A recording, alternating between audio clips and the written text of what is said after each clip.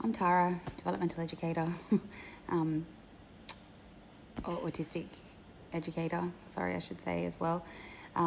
Anyway, I'm autistic and AuDHD myself, and I often get asked lots of questions about autism, and a really hard one that I don't know the answer to, but I'm going to do my best, is what happens when you're like a family of autistics. You've got parents, there's kids, you've all got different sensory profiles. God help you, it all competes. So some of you hate noise, some of you love noise and you're so noisy. Some can't manage any noise. Some want to go all day, 100 miles an hour. Others get super overwhelmed by too many things. How do you manage that when everyone has totally different needs? How do you manage kids that constantly need dopamine and stimulation, and parents that are exhausted and getting to the point of burnout and not managing themselves?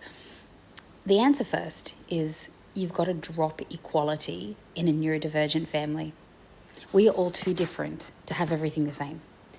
Now, I don't mean make it unfair, because that doesn't work. Autistics can't manage injustice, like that's really dysregulating.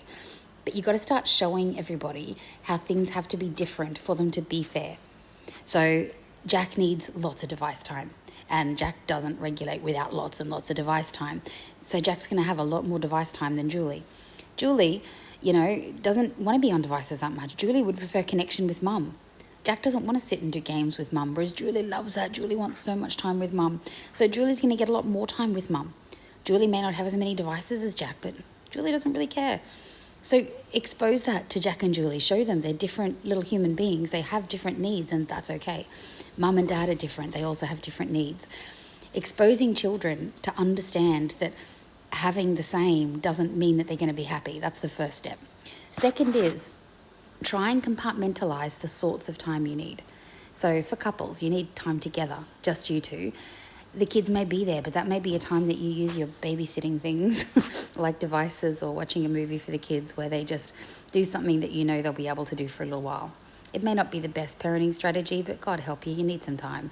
So there's got to be some time when it's you two having couple time. Then you got to be nice to each other. And one parent takes out, let's say there's two kids, I'm just making this up. So parent A takes out two kids and gives parent B time by themselves. Autistics need time alone. We need time to decompress.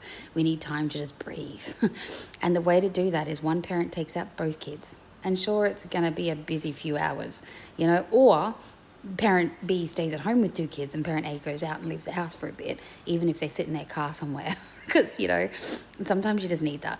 Then you swap over and the other parent is with the two kids, and so the other one can have time by themselves. You must do that regularly. If your kids are constantly bickering, you have to separate them a lot to give them space from each other.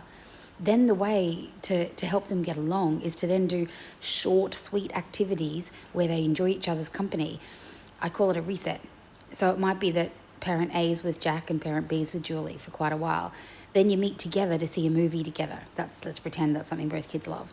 So they get together, they see a movie together, they have a ball of a time.